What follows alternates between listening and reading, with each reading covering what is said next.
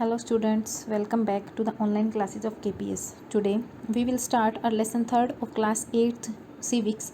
Why do we need a parliament?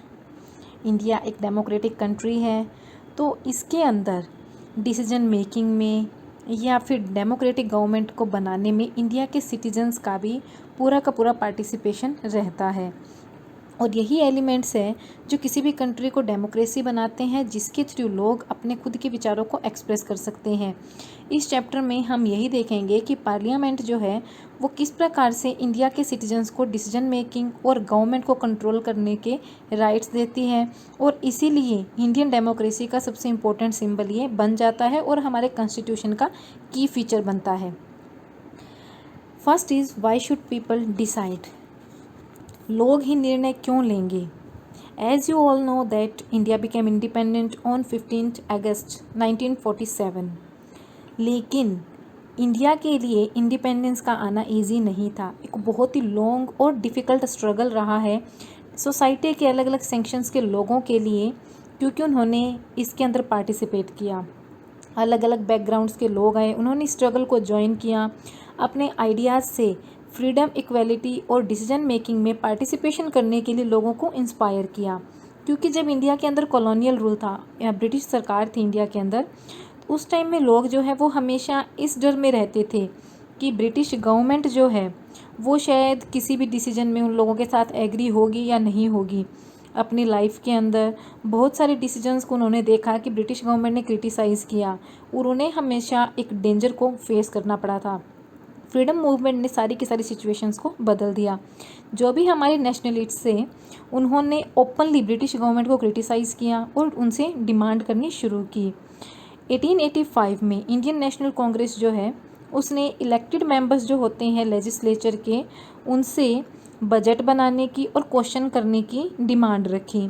Government of India act 1909 उसने allowed कर दिया कुछ इलेक्टेड रिप्रेजेंटेटिव्स को, लेकिन ये जो अर्ली लेजिस्लेचर थी जिसमें कि ब्रिटिश गवर्नमेंट काम कर रही थी, उसने नेशनलिस्ट की डिमांड जो थी उसको एक रिस्पॉन्स दिया। उन्होंने इंडिया के जितने भी अडल्ट सिटीजन्स जो है उनको वोट डालने का राइट नहीं दिया, ना ही डिसीजन मेकिंग में कंट्री के जो कॉमन लोग हैं वो पार्टिसिपेट कर सकते थे। जैसा कि हमने चैप्टर फर्स्ट में पढ़ा कि कॉलोनियल रूल जब इंडिया के अंदर था, तो अलग अलग लोग जो थे उन्होंने इंडिया की फ्रीडम के लिए स्ट्रगल किया।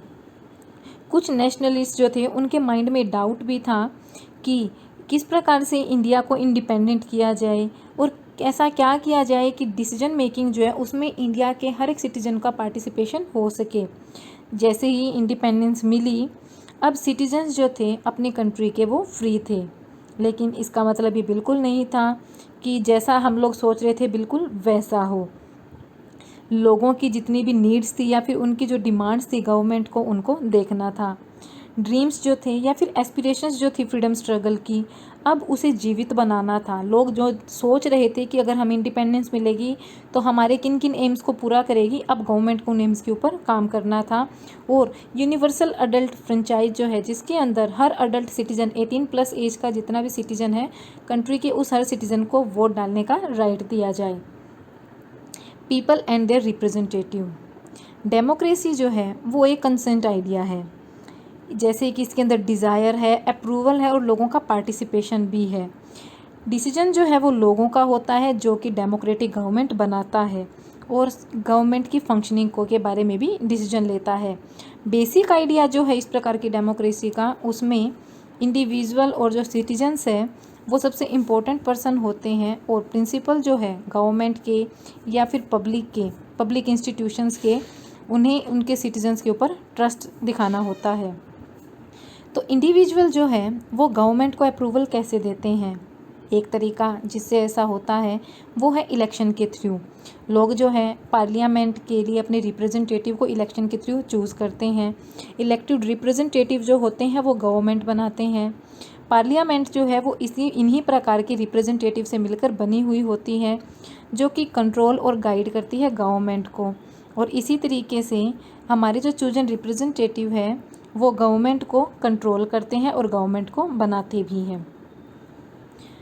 तो ये जो आइडिया है रिप्रेजेंटेटिव गवर्नमेंट का, ये हमने क्लास 6th और 7th में पढ़ चुके हैं। तो इसके बारे में हम अच्छे से लास्ट क्लासेस में जान चुके हैं। Next is the role of the parliament. After 1947 Indian parliament जो है उसने फेथ दिखाया इंडिया के लोगों के ऊपर, और इसीलिए डेमोक्रेसी के कुछ प्रिंसिपल्स बनाए गए। पार्टिसिपेशन जो होगा लोगों का डिसीजन मेकिंग प्रोसेस में और गवर्नमेंट के कंसेंट में, ये ज़रूरी कर दिया गया। पार्लियामेंट जो है वो एक सिस्टम है जिसके अंदर इमेंस पावर है, क्योंकि लोगों के जो रिप्रेजेंटेटिव है वो इसका हिस्सा है। पार्लियामेंट के जो इलेक्शन होते हैं वो उसी तरीके से करवाए जाते हैं जैसे कि स्टेट लेजिस्लेचर में होते हैं। लोकसभा जो है उसे हर 5 सालों में एक बार चूज़ किया जाता है। कंट्री को कई सारी कंस्टिट्यूंसीज़ में बांट दिया जाता है, और ये जितने भी कंस्टिट्यूंसीज़ है वो अपने लिए पार्लियामेंट के एक पर्सन को चूज़ करती है, और जो कैंडिडेट हैं जो कि इलेक्शन में कंटेस्ट करते हैं वो अलग अलग पॉलिटिकल पार्टी से बिलोंग करते हैं। यहाँ पे कुछ पार्टीज़ के नाम दे रखे हैं, अलग अलग पार्टीज़ इंडिया के अंदर कौन कौन सी है। अगर एक बार किसी कैंडिडेट को इलेक्ट कर दिया गया तो ये कैंडिडेट जो है बाद में मेंबर ऑफ पार्लियामेंट या एमपी बनते हैं। एमपी जो है वो एक साथ मिलकर पार्लियामेंट को बनाते हैं। एक बार इलेक्शन जो पार्लियामेंट के हो जाते हैं उसके बाद क्या क्या फंक्शंस किए जाते हैं उन रिप्रेजेंटेटिव्स के थ्रू, वो फर्स्ट है to select the national government. India की पार्लियामेंट जो है इसके अंदर प्रेसिडेंट राज्यसभा और लोकसभा से मिलकर बनी हुई है। लोकसभा इलेक्शन के बाद एमपी जो है वो किस पॉलिटिकल पार्टीज़ के सबसे ज़्यादा, इसकी लिस्ट बनाई जाती है। पॉलिटिकल पार्टी जिसको गवर्नमेंट बनानी है उनके पास मेजॉरिटी में एमपीज़ का होना ज़रूरी है। 453 मेंबर्स हैं जिसके अंदर 2 एंग्लो इंडियन जो है वो प्लस कर दिए जाते हैं, जिन्हें कि हमारी कंट्री के प्रेसिडेंट जो है वो नॉमिनेट करते हैं, वो भी लोकसभा के मेंबर्स होते हैं। तो मेजॉरिटी पार्टी के अंदर एटलीस्ट इसका हाफ होना ज़रूरी है, मीन्स 272 या इससे ज़्यादा हो सकते हैं। ओपोजिशन जो है पार्लियामेंट में वो भी इन्हीं पॉलिटिकल पार्टीज़ में से बनती है जो कि मेजॉरिटी पार्टी के ओपोज होती है, उल्टा होती है। जो लार्जेस्ट पार्टी होती है इसके अंदर उसे ओपोजिशन पार्टी कहा जाता है। जो पार्टी जीत गई है उसके बाद जो दूसरी पार्टी है जिसे सबसे ज़्यादा संख्या में वोट मिले हैं वो ओपोजिशन पार्टी है। इसका सबसे इम्पोर्टेंट फंक्शन जो होता है लोकसभा जो अपने एग्जीक्यूटिव को चूज़ करती है। जैसा कि हमने चैप्टर फर्स्ट में पढ़ा था, एग्जीक्यूटिव क्या है, एक ग्रुप ऑफ पर्सन्स जो एक साथ मिलकर कानून को इम्प्लीमेंट कैसे करना है पार्लियामेंट में, इस चीज़ के ऊपर काम करते हैं। ये एग्जीक्यूटिव जो होते हैं वो एक प्रकार से गवर्नमेंट की टर्म्स पर काम करते हैं। प्राइम मिनिस्टर जो है इंडिया का वो रूलिंग पार्टी लोकसभा की जो होती है उसका लीडर होता है। एमपी जो होते हैं वो उसी की पार्टी से होते हैं। प्राइम मिनिस्टर अपने साथ काम करने के लिए मिनिस्टर्स को चूज़ करता है और इम्प्लीमेंट जो डिसीजन करने हैं उनके बारे में बात करता है। ये मिनिस्टर्स जो होते हैं वो अलग अलग एरियाज़ में गवर्नमेंट की फंक्शनिंग का चार्ज लेते हैं। जैसे किसी को हेल्थ डिपार्टमेंट दे दिया गया, किसी को एजुकेशन डिपार्टमेंट और किसी को फाइनेंस डिपार्टमेंट। और इसी तरह जैसे कि कई बार डिफ़िकल्ट हो जाता है एक सिंगल पॉलिटिकल पार्टी जो मेजॉरिटी में है उसके लिए गवर्नमेंट बनाना, तो इसके अंदर क्या है, दो पार्टी मिलकर एक गवर्नमेंट को बनाती है जिसे कोलिएशन गवर्नमेंट कहा जाता है, गठबंधन सरकार जिसे कहा जाता है। जब ऐसा होता है कि 2 पार्टीज़ के अंदर इक्वल वोट है तो तब 2 पार्टीज़ मिलकर एक सरकार बनाती है जो गठबंधन सरकार है। राज्यसभा जो है वो अपने रिप्रेजेंटेटिव के साथ इंडिया के स्टेट्स में काम करती है। राज्यसभा जो है वो भी लेजिस्लेशन के अंदर जैसे किसी बिल की रिक्वायरमेंट है तो राज्यसभा के अंदर उस बिल को पास किया जाता है और बाद में उसी से कानून बनते हैं। तो एक इम्पोर्टेंट रोल है जिसके अंदर की कानून जो है लोकसभा और राज्यसभा के द्वारा बनाए जाते हैं। राज्यसभा के जो मेंबर्स हैं वो लेजिस्लेटिव असेंबली के द्वारा चूज़ किए जाते हैं अलग अलग स्टेट्स में। तो राज्यसभा के अंदर 233 इलेक्टेड मेंबर्स होते हैं जिसके अंदर प्लस 12 मेंबर्स होते हैं जिन्हें कि प्रेसिडेंट नॉमिनेट करता है। Second is to control, guide and inform the government. Parliament जो है सेशंस की जब शुरू होता है उसमें एक क्वेश्चन आवर होता है। क्वेश्चन आवर में इम्पोर्टेंट मैकेनिज़्म जो है जो काम किए जाने हैं एमपीज़ के उनके वर्किंग के ऊपर क्वेश्चंस पूछे जाते हैं। ये बहुत ही इम्पोर्टेंट है क्योंकि इसमें पार्लियामेंट जो अपने एग्जीक्यूटिव को कंट्रोल कर सकती है। क्वेश्चन पूछ के गवर्नमेंट जो है वो अपने शॉर्ट कमिंग्स के लिए अलर्ट रहती है कि शायद हमसे कोई हमें काम करना है उसके बारे में अगर हमसे क्वेश्चन पूछ लिया हम क्या जवाब देंगे, तो इसलिए वो अपने काम को लेकर ज़्यादा अलर्ट हो जाते हैं। और इसी के साथ साथ हमें लोगों के जो ओपिनियन है उनके रिप्रेजेंटेटिव के थ्रू वो भी जानने को मिलते हैं एमपी से। क्वेश्चन जब गवर्नमेंट के किसी काम के बारे में पूछा जाता है तो हर एक एमपी के लिए बहुत ही क्रूशियल टास्क है। अपोजिशन पार्टी जो है इसके अंदर बहुत ही क्रिटिकल रोल प्ले करती है क्योंकि हेल्दी फंक्शनिंग जो है वो डेमोक्रेसी की दी जानी होती है। हाईलाइट जो है अलग अलग पॉलिसीज़ के ऊपर या प्रोग्राम्स के ऊपर जो गवर्नमेंट के द्वारा बनाए गए हैं उनके ऊपर किया जाता है, और पॉपुलर स्पोर्ट्स जो है अपनी पॉलिसीज़ का वो किया जाता है। गवर्नमेंट जो है उन्हें काफ़ी वैल्यूएबल फीडबैक मिलते हैं, और साथ ही साथ क्वेश्चन जो एमपीज़ के द्वारा पूछे जाते हैं उनको ध्यान में भी फिर रखा जा सकता है। जितने भी मैटर्स जो है जो फाइनेंस से डील करते हैं, पार्लियामेंट जो है उसकी अप्रूवल गवर्नमेंट को देती है, वो भी काफ़ी क्रूशियल है। ये एक सेवरल वे है जिसके अंदर पार्लियामेंट जो है वो कंट्रोल करती है, गाइड करती है और गवर्नमेंट को इन्फॉर्म भी करती है। एमपीज़ जो है वो लोगों के रिप्रेजेंटेटिव है और सेंट्रल रोल उन्हीं का होता है कंट्रोलिंग करने में, गाइडिंग करने में और साथ साथ पार्लियामेंट को इन्फॉर्म करने में। और इसी प्रकार से इंडियन डेमोक्रेसी की फंक्शनिंग का भी एक की एस्पेक्ट इसको माना जाता है। Next is law making. Law making जो है वो एक बहुत ही सिग्निफिकेंट फंक्शन है हमारी पार्लियामेंट का, जिसके बारे में हम अपने नेक्स्ट चैप्टर में पढ़ेंगे। Who are the people in parliament. Parliament के अंदर अब अलग अलग बैकग्राउंड के लोग देखने को मिलते हैं, जैसे कि रूरल मेंबर्स जो होते हैं वो भी देखने को मिलते हैं, और अलग अलग रीजनल पार्टीज़ के लोग भी वहाँ पर दिखते हैं। लोगों का जो ग्रुप्स है वो अभी भी अनरिप्रेजेंटेटेड या फिर बिगनिंग में जो है पार्लियामेंट के अंदर उनको हिस्सा नहीं दिया जाता था। कुछ हमारे कंट्री के अंदर कुछ बैकग्राउंड्स के लोगों को या फिर कुछ स्पेशल कास्ट के लोगों को उनको पार्टिसिपेट नहीं करने दिया जाता था।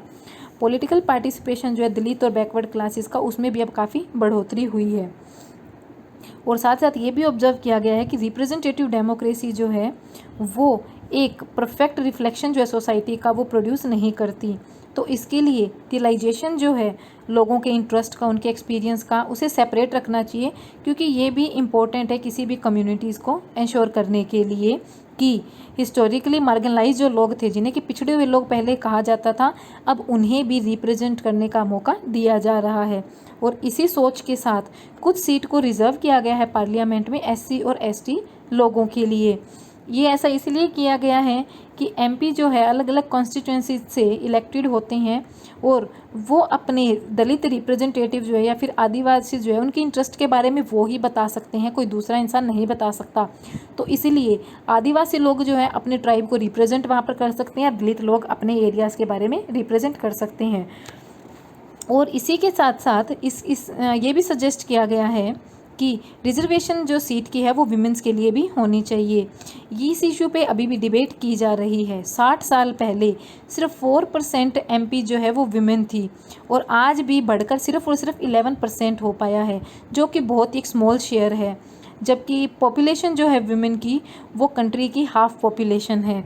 तो इसीलिए ये भी एक इशू है कि कंट्री के अंदर इस प्रकार की डिफ़िकल्ट सिचुएशन जो आ रही है या फिर अनरिजॉल्व क्वेश्चन जो है हमारी डेमोक्रेटिक सिस्टम के रिप्रेजेंटेटिव के, वो काफ़ी नहीं है।